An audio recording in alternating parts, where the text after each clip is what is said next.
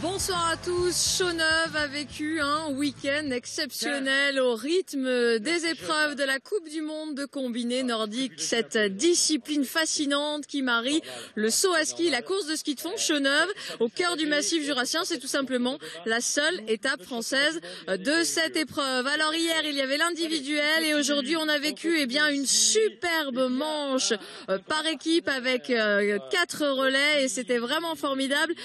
Bonjour Clément, bonjour Sylvain. Avant de parler de la course en elle-même, on va parler des sauts. Qui a mené la danse pour cette épreuve par équipe? Effectivement, Aude, avec mon vice-champion olympique préféré Sylvain, on a assisté à une très belle épreuve ce matin, Sylvain, de saut. Alors, honneur bien sûr au leader, Jan Schmidt, le Norvégien, l'équipe de Norvège qui a dominé du haut des épaules cette manche sur le tremplin. Oui, les Norvégiens ont fait un concours de saut remarquable. Ils ont l'habitude de sauter dans des conditions difficiles. Et ils ont été excellents, ils partent en tête logiquement après leur saut. 4 fantastiques sauts, là on voit Jan Schmidt et Rieber a également très bien sauté pour la Norvège. Ils vont s'élancer avec beaucoup d'avance, mais les Français n'ont pas été en reste et regardez, c'était le moment émouvant ce matin, le dernier saut chez lui à Chaux-Neuve de Jason Lamy-Chappuis. Oui, Jason avait à cœur de bien finir au niveau du saut ici à Chaux-Neuve et réalise son meilleur saut de l'hiver. On rappelle pour ceux qui ne le savent pas qu'il est parti à la retraite. Il a pendant 2 ans travaillé dans une école d'aviation pour devenir pilote de ligne. Et il a décidé de revenir pour les Jeux Olympiques. Effectivement, et c'est son dernier saut à la Côte Feuilly à Chaux-Neuve. Il fait un excellent saut, son meilleur saut de l'hiver. Bon augure pour la suite des événements. Et ce qui est bien, là on voit l'entraîneur du saut d'équipe de France qui était content parce que ce matin les 4 Français ont bien sauté. Il y a Jason et celui qui a le mieux sauté pour les Français, c'est Maxime Laheurt, un très bon saut du Vosgien. Oui, un bon saut, même si lui il est déçu. Voilà, je pense qu'il pouvait faire mieux que ça, Max. Un petit peu déçu à l'issue du concours, mais bon, ça a placé l'équipe de France dans de bonnes conditions pour la course de fond. Effectivement, l'équipe de France qui a envie d'être prête. Alors dans leur tête, l'objectif c'est d'être prêt pour Pyeongchang, pour les Jeux Olympiques en Corée dans 3 semaines. Ils sont venus à Chaux-Neuve pour trouver des repères tous les 4, Maxime Laheurt, Antoine Gérard, François Brault et Jason Lamy-Chappuis, et si possible offrir à Jason Lamy-Chappuis une sortie remarquable chez lui avec une potentielle médaille ce soir pour cette épreuve par équipe. Oui, ça serait vraiment l'idéal. Et puis c'est vrai que pour Jason, comme il l'a dit souvent, l'important pour lui, ça sera les Jeux Olympiques. Et de revenir avec une breloque par équipe, ça serait exceptionnel. Mais finir à la Côte Feuilly à Chaux-Neuve avec un podium, ça serait le top. Mais ce serait beaucoup trop simple parce qu'il n'y a pas que la Norvège ce soir. Vous allez voir, la Finlande a pris la 2e place de l'épreuve du saut. La France c'était donc 3e, mais juste à côté des Français, il y avait les Allemands et les Japonais. Donc c'est simple, très logiquement, regardez le tracé. On part sur 20 km, pardon. Oui, 4 x 5 km. 4 x 5, on va faire, chaque coureur va faire 2 x 5 km. Et donc, voilà, une piste comme celle de l'individuel, assez dure, avec des conditions de neige pas faciles, de la glisse qui va être restreinte. Et ça va être assez difficile. Effectivement. Alors bien sûr, la Norvège, on l'a dit, sera logiquement seule en tête. Mais que va-t-il se passer? La France peut-elle réussir son coup et obtenir une médaille ici chez elle à Chaux-Neuve? Tous les ingrédients sont là, Aude, pour nous faire vivre une très belle course. Tous les ingrédients sont là avec le public, les enfants qui sont au rendez-vous aussi. Tout le monde a vibré. Et bien pour en savoir plus, on compte sur vous, messieurs, puisque vous allez nous faire vivre les meilleurs moments de cette course. Allez, on est au départ de cette course, ce format peu classique qu'on a rarement l'habitude de voir. C'est une première, on l'a dit, à Chaux-Neuve avec le départ du tueur. C'est Jan Schmidt, Sylvain, et c'est le meilleur actuel. Oui, c'est le leader de la Coupe du Monde au classement général. Et puis les Norvégiens, on a décidé d'envoyer le meilleur pour faire, eux ils n'auront pas trop de soucis parce que je pense qu'ils sont intouchables. Et il va se promener un petit coup, je pense. Allez, on regarde le départ bientôt. Vous l'avez vu à l'image, celui d'Antoine Gérard, le Français qui va s'élancer dans 25 secondes. C'est le premier relayeur. On va parler de cette équipe de France. Jérôme Laheurt, l'entraîneur, regardez, a décidé de faire confiance aux jeunes Vosgiens de 20 ans. L'idée, c'est quoi? Quelle est l'idée? C'est de rester au contact avec les Allemands qui s'élancent maintenant derrière? Ils savent que les Allemands vont faire l'effort pour revenir sur Antoine. Et le principe, c'est d'essayer de revenir le plus vite possible sur les Finlandais pour combler le trou et puis être avec les 3 nations ensemble. Effectivement, parce que ça va être un jeu de la chasse et de la souris, du chat et de la souris entre ces 3 nations. la France, l'Allemagne et la Finlande. La Finlande qui est un petit peu l'invité surprise. Enfin, pas vraiment. Faut expliquer que l'Autriche a été disqualifiée. Les Autrichiens ce matin au tremplin étaient deuxième, mais après disqualification à cause de problèmes techniques. En fait, ils n'ont pas été disqualifiés. On leur a retiré un saut parce qu'un des sauteurs a été contrôlé avec une combinaison qui n'était pas aux normes. Et ils ont été. Donc voilà, ils ont rétrogradé puisqu'ils ont plus que 3 sauts au lieu de 4 comme tout le monde. Donc ils sont 7e. Et puis ensuite, après, avec les Finlandais ont fait vraiment un superbe concours de saut. Et ils se retrouvent logiquement bien placés. Oui, mais on voit Antoine Gérard qui est au contact avec Erik Frenzel. L'objectif pour ces deux hommes là, c'est de rester, de se rapprocher du Finlandais. Ouais, on voit tout de suite que Riesle a pris les devants, Frenzel plutôt, qui a pris les devants, et qu'Antoine Gérard doit s'accrocher sur le premier tour. Il faut absolument qu'il reste avec pour essayer de revenir sur les Finlandais. Il ne faut pas qu'il lâche parce que voilà, il faut rester au contact des Allemands. Alors là, très simple, on ne va pas mentir à nos téléspectateurs. Ces hommes en blanc, on va les voir souvent tout seuls. Ils vont passer leur course tout seuls puisqu'ils ont tellement d'avance, les Norvégiens, que pour l'or, de toute façon, c'est réglé, allez pour eux. Ouais, pour eux, voilà. Sauf vraiment ennui technique ou physique, il y aura pas de souci. C'est quand même la meilleure nation pratiquement en ski de fond. Donc il n'y aura pas de souci. Par contre, ce qui nous intéresse, c'est surtout les Finlandais. Ouais, savoir s'ils ont beaucoup d'avance sur les Français et les Allemands. On voit ici Livi Moutrou, le premier Finlandais. Les Finlandais qui ont réalisé des belles performances au saut ce matin. On voit là le Finlandais donc qui en termine, mais qui a terminé le premier tour. Parce qu'on vous l'explique, c'est donc 2 tours d'une piste de 2,5 km. Et au total, ça fait vraiment 20 km à bloc. Et surtout, les Finlandais ont envoyé leurs 2 plus faibles skieurs en avant. Donc comme ils avaient un petit peu d'avance, et par contre les 2 derniers c'est d'excellents fondeurs. Donc voilà, c'est le principe, c'est d'essayer de tenir le plus possible devant et que les Français fassent avec les Allemands l'effort de revenir sur eux. Ouais, vous avez devant vous Erik Frenzel, c'est tout simplement le Kaiser. Il est un petit peu en retrait pour l'instant cette année, mais je pense qu'il va il va tout casser aux Jeux Olympiques. Et puis Antoine Gérard qui est la valeur montante du ski français, alors que vous le voyez à l'image, le Finlandais, on a l'impression que c'est difficile pour lui, mais c'est vraiment juste une illusion d'optique. Surtout que le coin est là, c'est difficile comme passage. Oui, c'est très difficile à cet endroit-là. Et là, par contre, il va croiser, il sait exactement où ils sont. Voilà, il les a vus. Et donc là, on voit que Antoine a pris le devant et accélère dans cette bosse. Et en tous les cas, il est en train de faire mal à Frenzel qui a du mal un peu à suivre. Parce que l'objectif, c'est d'essayer de se défaire de ces Allemands, quoi. C'est essayer de revenir le plus vite possible sur les Finlandais. La relance est hyper importante. On voit que Frenzel perd 2-3 mètres. Il va revenir à la glisse. Essayer de revenir surtout sur les Finlandais.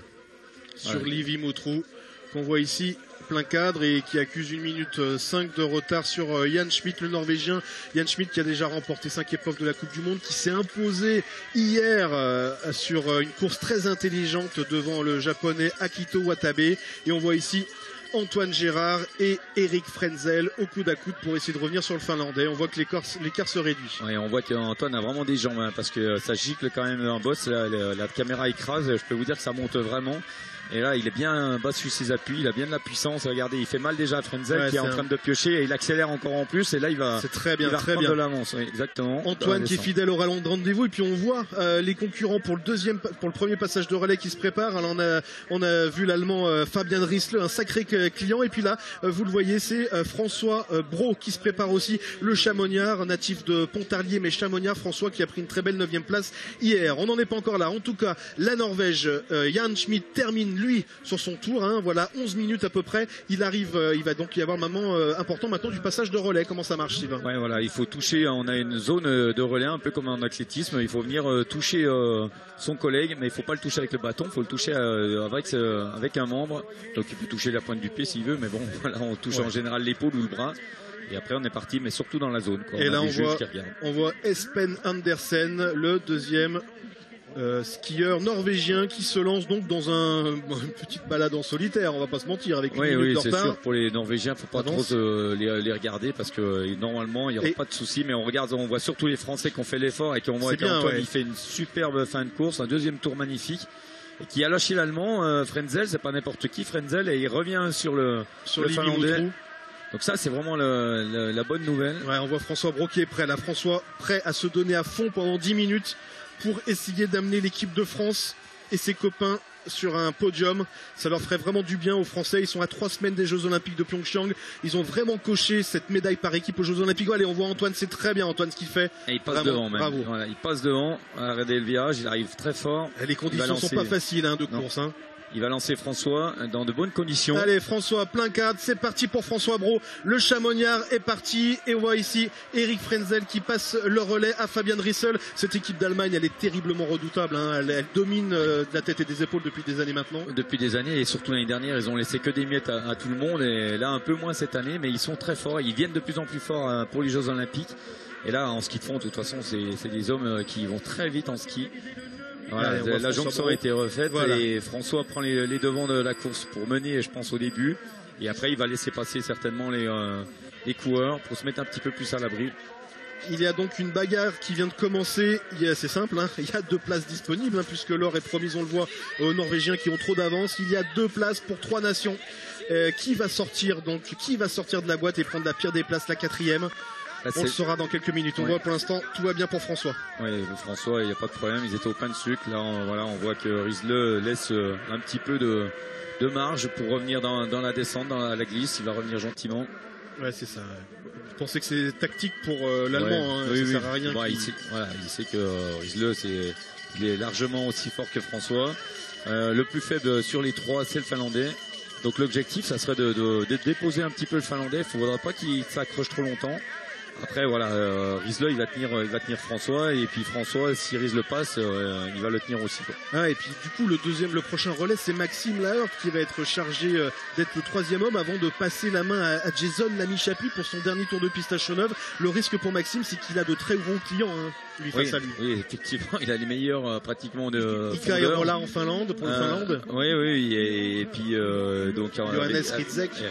Ritzek qui est vraiment un gros client, qui sont plus forts que lui en ski de fond. Il va falloir qu'il fasse l'effort de tenir ces 2 adversaires.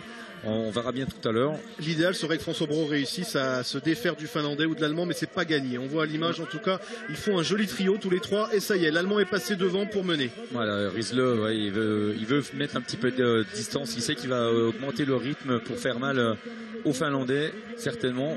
Comme ça, ils seront plus que certainement peut-être que 2 pour le podium, pour la 2e place déjà.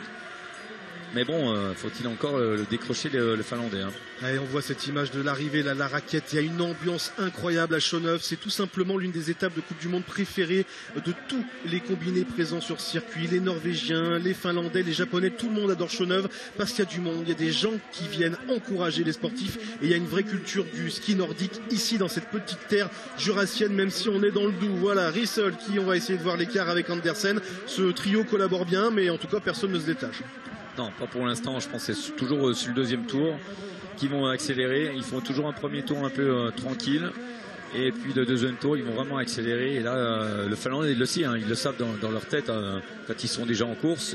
Quand on est le plus faible, on sait qu'on va avoir très mal aux jambes et qu'on va essayer de faire le maximum pour les tenir. En tout cas, c'est un sacré coup tactique de la Finlande, hein, qui a placé ses 2 meilleurs coureurs pour les 2 derniers relais.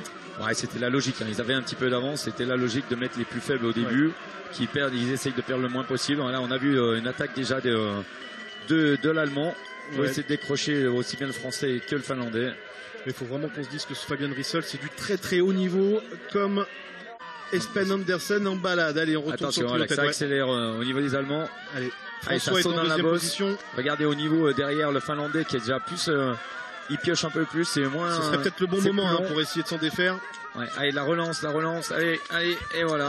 Allez, François, reste au contact de Rissel, en espérant que le trou se fasse. Vous avez vu le Finlandais tout de suite, il n'a pas fait une bonne relance, il a perdu 4 mètres, 5 mètres, il va pas pouvoir revenir peut-être à la glisse, et là ils vont rattaquer encore une 2e fois. Ouais, c'est bien, c'est le moment, hein. Après peut-être que Rissel veut aussi essayer de lâcher François. Oui, il essaye de toute façon de faire mal à François, mais François il est assez costaud. Et il va se faire mal pour essayer de il est dans le même rythme. Est revenu, hein. Oui, il est revenu, mais il va certainement relâcher ici parce que voilà, il fait un effort pour revenir. Regardez, c'est pas le même rythme derrière, et là ça va accélérer. Et il faut dire aux téléspectateurs que le blanc, bien sûr, ça casse un petit peu l'impression c'est impressionnant là, comme ça. Vous le voyez bien, là ça fait mal. Et là ça fait très mal l'acide lactique dans les cuisses au niveau de François. Allez, regardez, on voit Maxime Laert qui se prépare comme les autres candidats. Il y a du sérieux client à côté de lui. On vient de voir Rieber, Jarl Magnus Rieber, le Norvégien, qui va bien sûr se préparer plus vite que les autres. On voit l'arrivée d'Espen Andersen qui va donc passer la main à son copain Jarl Magnus. Le voilà, les Norvégiens, ils ont survolé la compétition depuis ce matin, impressionnant. Hier, la victoire de Jan Schmidt déjà, et c'est parti pour le 3e relais. C'est parti, Jarl Magnus Rieber. C'est peut-être c'est le moins bon des fondeurs au niveau des Norvégiens. Mais bon, il avance quand même. Et regardez, on voit que notre duo franco-allemand a réussi à laisser un petit peu le Finlandais derrière, c'est bien. Alors, on voit que vraiment François il s'arrache pour rester avec l'Allemand. Voilà, et puis que surtout la bonne nouvelle, c'est que les Finlandais ont lâché un petit peu derrière. Ils sont pas loin, il est pas loin. Il est pas loin quand même. Là, vraiment une très belle course de François. Bon, c'est maintenant que le plus dur commence parce que Maxime Laert, on l'a dit, a 2 sérieux clients, notamment cet homme-là, Johannes Ritzek. Il est l'un des meilleurs au monde. Allez, c'est parti pour Ritzek. Et on voit Max Laert qui prend la main. Allez, François pourra se reposer, il a bien assuré. Et Max, maintenant, une sacrée mission, c'est résister à l'Allemand et au Finlandais qui est aussi très bon. Et Rolla, c'est le 2e temps hier sur l'individuel au niveau du ski de fond. Et je crois que pour l'Allemand, Ritzek, c'est le 6e temps. Donc, oui, c'est 2 sérieux clients. Le moins fort sur le papier, c'est inversé. Maintenant, c'est Max. Et on peut lui faire confiance. Il a vraiment progressé en ski de fond cette année pour essayer de tenir au maximum les 2 fondeurs. On les voit, là c'est passionnant, c'est vraiment bien que la Fédération internationale de ski ait proposé d'organiser à Chaux-Neuve un concours par équipe. C'est vraiment un jeu de poker menteur quand on choisit d'ouvrir avec tel concurrent ou tel autre, c'est vraiment beau à voir. Ah oui, de toute façon, après les équipes ils savent pas du tout pour mettre dans les groupes. Eux ils font pour les relais. Ils mettent, là Maxime il a tiqué quand il a vu avec oui, quand il a dû voir qu'il allait courir dans le même groupe que Ritzek et voilà, il allait juste dire voilà, ça va me faire mal aux cuisses ça. Il va falloir que je fasse des efforts pour tenir. C'est ce qu'il fait actuellement, il n'y a pas de souci. Il est bien placé, il est à l'abri sur le premier tour. C'est ça, le Finlandais qui est un petit peu en retrait, qui est là derrière. Et tiens, regardez, on n'en a pas parlé, c'est l'équipe du Japon. C'est Yoshito Watabe, forcément les Japonais ils étaient très très loin au départ à 2 minutes 11. Eux vont se battre pour la 5e place, qui est moins grave, moins pire que d'avoir peur de rater de prendre la 4e. Mais bon, on n'en est pas là. En tout cas, les Japonais sont 5e pour l'instant et la Norvège seule en tête très facilement, vraiment à un tel niveau au saut ce matin. Les 4 skieurs ont très bien sauté. Oui, ils ont très très bien sauté. Des conditions assez difficiles avec un petit peu de vent. Là, c'était pas facile, mais ils ont fait des sauts excellents. Et regardez, là c'est pas bon. Là on voit le Finlandais qui est passé devant. Tiens, regardez, il passe juste à côté de l'Allemand, ça frotte un petit peu, mais surtout ce qui est dangereux, c'est que Max commence peut-être à montrer des signes de fatigue. Ouais, voilà, bon, il est passé à la glisse, le Finlandais. Voilà, Max en 3e position. Ouais, ça va commencer. Il sait que c'est à partir de ce tour-là qu'il va falloir se faire mal à la tête. Il va avoir beaucoup d'acide lactique dans les jambes, mais il va essayer de faire le maximum pour les tenir. Finlandais qui passe devant, normal. Et on va augmenter le rythme au fur et à mesure. Là, les 2 prochaines minutes vont être très importantes. Il faut essayer de résister à une attaque de l'Allemand, c'est ça, ou du Finlandais qui vont essayer de décrocher. Quand on va sortir du stade, on va reprendre le faux plat montant et puis vers le pain de sucre, là, ça va faire mal. On vient de voir Max qui a enlevé ses lunettes. Oui, parce qu'il neige, donc c'est assez gênant. Surtout dans les descentes, on n'y voit plus rien. Allez, Maxime Laert, on les voit là en plein effort et on voit que ça commence à devenir un tout petit peu dur. On est à 31 minutes de course. Maintenant, c'est le 3e relais et on voit les coachs là qui encouragent Max, qui doivent sentir un peu qu'il est dans le dur. Non, là ça va encore pour l'instant. Voilà, ça accélère au niveau du Finlandais. Ouais. Il en met une petite couche. Et c'est parti. Et le problème qu'il y a, c'est que quand vous êtes déjà 3e, vous faites un peu l'élastique. Celui qui est 2e, il voit l'attaque tout de suite, donc il peut réagir tout de suite, mais 3e, il a déjà une seconde de retard. Et il faudrait que ça fait tout de suite 3-4 mètres de retard. On est en plein axe sur Jarl Magnus Rieber. Et regardez, l'image qui fait mal, ça. Ouais, c'est ce qu'on pensait. Voilà, ils ont accéléré où il fallait. L'Allemand est repassé devant. Il sait que les Français sont à la traîne derrière. Regardez, ça commence à être dur aussi pour Erola. Ah là, l'idée ce serait. Et ça fait mal. Ce qu'il faudrait, c'est que Max puisse un peu reprendre du terrain pour permettre à Jason Lamy-Chapuis de se lancer dans la course pour essayer de revenir sur les 2. Surtout l'objectif pour Max, il faut pas trop qu'il perde pour essayer d'envoyer Jason pour que Jason puisse faire l'effort pour revenir. C'est ce qu'est en train de lui dire son coach. Ouais, c'est Christian Flingue, le coach du saut qui le renseigne pour pas qu'il lâche. Il y a beaucoup de monde aujourd'hui à Chaux-Neuve, c'est vraiment impressionnant parce que du coup les amoureux de combiné, ça leur a pas fait peur. On annonçait de la pluie, de la neige, du vent, et il y avait du monde encore pour encourager ces formidables athlètes. C'est vraiment un événement majeur en Bourgogne-Franche-Comté de sport. Et ça vaut le coup d'être vécu au moins une fois. Allez, alors tiens, regardez, lui il a même pas besoin de bonnet, c'est normal, c'est le meilleur, c'est Grabach. Ouais, Grabach, il n'y a pas de bonnet, donc il n'y a pas de problème. Ça, on va le disputer en rentrant. Il n'a pas mis de bonnet. Il risque Ouais, d'être c'est pas malade. grave. S'il gagne, il va pouvoir lui offrir le bouquet du vainqueur, premier au vainqueur. Ça, il y a de fortes chances, on vous le dit. Hein. On va pas se mentir pour la médaille d'or et la première place. C'est pour ces hommes-là qui dominent cette saison de combiné nordique. C'est pour ça qu'ils ont d'ailleurs un dossard jaune. Allez, c'est parti pour Grabach. Mais ce qui nous intéresse, nous, c'est de savoir si Max Lahert est resté au. Ah non, regardez, on voit bien, on le voit pas arriver. Ouais. Il est où, C'est Max? dommage. Il est Allez, où? faut qu'il arrive, Ah, ça y est, il est là derrière. Il est là derrière, mais on voit bien que Johannes Ritzek et Ika Erola ont fait le trou. Et c'est du pain béni là pour l'Allemagne et la Finlande. Ça c'est très dur pour Max parce qu'il fait vraiment l'effort pour essayer de perdre le moins possible. Il sait qu'il va lancer Jason pas trop loin. Faut qu'il le lance à moins de 15 secondes. On le voit Maxime qui arrive. Maxime qui va lancer son copain Jason pour ses 5 derniers kilomètres ici chez lui. Jason Lamy-Chapuis qui est parti, l'enfant de Bois d'Amont, 4 fois vainqueur de la Coupe du Monde, champion olympique 2010 à Vancouver. Jason, ça fait 30 ans qu'il skie ici et c'est les 10 derniers kilomètres, ça va être impressionnant pour lui. Ouais, c'est sûr. Puis en plus, il n'a pas la tâche facile. 13 secondes à combler. À savoir que devant, les Finlandais et puis Geiger qui n'a pas couru hier, donc on va le voir. Ça peut parce que là, le Finlandais, c'est Hirvonen, hein, c'est pas rien. C'est Hirvonen, qui est très bien classé au général de la Coupe du Monde. Et puis surtout, il va faire l'effort pour pas que Jason revienne. Il va être très bien renseigné. Il va essayer d'accélérer, partir assez fort, pour que ça décourage un peu Jason. C'est un très bon coup tactique qu'ont fait les Finlandais en laissant leurs deux moins bons skieurs commencer, forcément avec des finisseurs de la trempe d'Hirvonen. C'est difficile. Puis les Allemands, il y a ce Geiger qu'on connaît pas un peu moins que les 3 autres, mais c'est un tueur aussi. Oui, c'est un tueur. Il a énormément de puissance, mais il n'a pas couru hier. C'est bien de faire une intensité un peu la veille. Et ça c'était tactique à votre avis? Il n'a pas couru hier? Non, parce que j'ai pas regardé, je sais plus si il n'était pas inscrit. Il était peut-être pas inscrit et puis sinon il était loin après le saut. J'ai pas regardé. C'est vrai que j'ai pas fait l'effort. C'est un peu l'invité surprise Geiger. On l'a pas vu venir et là il fait une belle course. On a enlevé Kirchhausen qui avait fait quand même une belle course, mais on a mis un petit jeune, donc on va voir ce que ça va donner. C'est pas rien d'enlever Kirchhausen. Pour ceux qui suivent le combiné nordique, les Allemands sont tous incroyables. C'est difficile d'avoir trouvé 4 personnes pour faire ce relais. Allez, c'est la balade de Grabach. Tranquillement, il fonce vers la médaille d'or et le bouquet pour sa maman. Et là, on voit la lutte. On n'espère pas pour la 2e et la 3e place. On aimerait bien que Jason revienne, mais ça va être difficile. On voit Geiger bien derrière. Regardez Geiger qui commence à attaquer. Il glisse, en fait, il glisse. Il le prend joli à la glisse.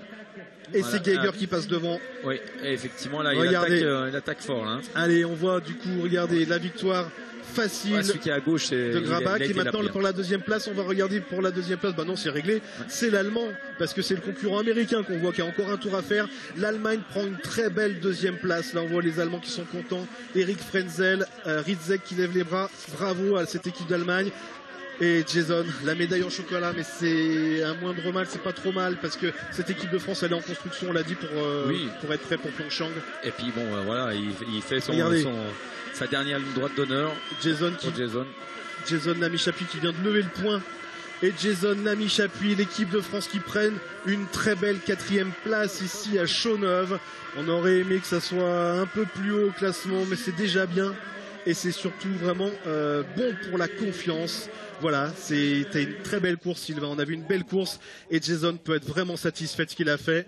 Oui, effectivement, il a fait un super concours de saut et un très bon saut qui va le mettre en confiance pour la suite. Félicitations aux Norvégiens, aux Allemands et aux Finlandais. Puis on donne rendez-vous à cette équipe de France dans 3 semaines. On espère qu'ils vont vibrer, que les Jurassiens pourront lever les bras à Pyeongchang. Merci à vous Clément et Sylvain pour nous avoir fait vivre cette très belle course. On aurait espéré forcément un podium pour les Français, mais ça sera pour une prochaine fois. En attendant, je vous propose d'écouter le Benjamin de l'équipe Antoine Gérard et bien sûr le finisher Jason Lamy-Chapuis. Au début du premier tour, j'étais un peu en dedans. Finalement, le deuxième tour, j'avais vraiment des bonnes sensations et j'ai vraiment pu bien emmener. Et j'étais bien, mieux qu'hier, plus relâché, plus détendu. Et puis de bien avoir géré, j'ai pu vraiment bien attaquer le deuxième tour. Puis avec l'ambiance, je sentais plus mes jambes à la fin. Ce que je retiens aujourd'hui, c'est que on a été vraiment dans le coup, on a été aux avant-postes, on s'est bagarré pour un podium toute la journée. Et voilà, on n'échoue à rien, mais on est au contact et on est dans les temps par rapport à ce qu'on s'est fixé comme objectif pour les JO. Et voilà, on a largement de quoi progresser dans tous les domaines. On n'est pas à 100% de notre forme et on se bagarre quand même pour une médaille, donc c'est bien. Et Et voilà, Chaux-Neuve, c'est fini pour cette année. On continuera bien sûr à suivre l'équipe de France de combiné nordique pendant la suite de cette Coupe du Monde et surtout pendant les prochains Jeux Olympiques. Je vous souhaite de passer une excellente soirée sur France 3.